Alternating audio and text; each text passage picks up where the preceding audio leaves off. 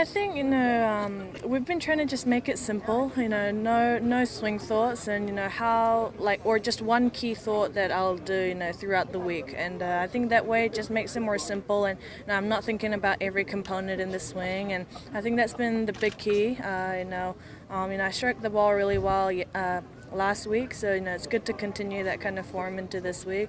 I struggled a little bit in the back nine yesterday, but it was really good to come back today where I was striking really well and I was confident with the club that I had in my hand.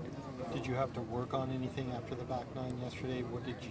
I just did some putting. I said, hey, I could either go to the range and probably hit balls and go, hey, it feels good, and wake up tomorrow and go, man, it feels bad today. That's the thing where, overnight anything can happen. I might feel the same thing, but the ball goes a different way. So I just said, hey, it's just because I'm going to bash 50, 20 balls. I'm not. Obviously it'll be good to just check the swing out, but I was thinking it wouldn't make a huge difference. So I think the big key around this course is to putt well. It's tough greens to read, so I just worked on my putting a little bit and went home and had dinner.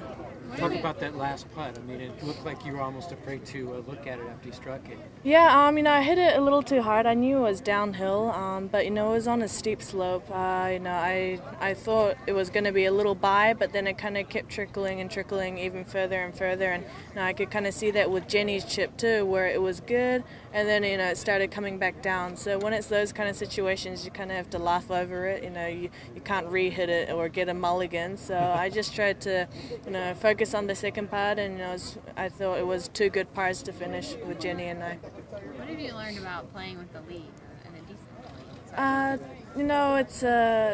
You don't get that many opportunities where you're going into the final round with a few shot lead, but I'll take it. I'd rather be a couple shot ahead than I guess a couple shot behind. But the girls are playing great golf. I know the course is tough, but still the scores are out there. So I just got to focus on my game. Anything can happen. I think there was a really low score here last year. I think Dory had one of the course records or something. So who knows? Someone might do that, and they're 3, 4, 5 shots behind. So I just got to focus on my game, play one shot at a time, and hopefully I'll be able to hit some good shots and give myself good looks for birdies. Do you feel like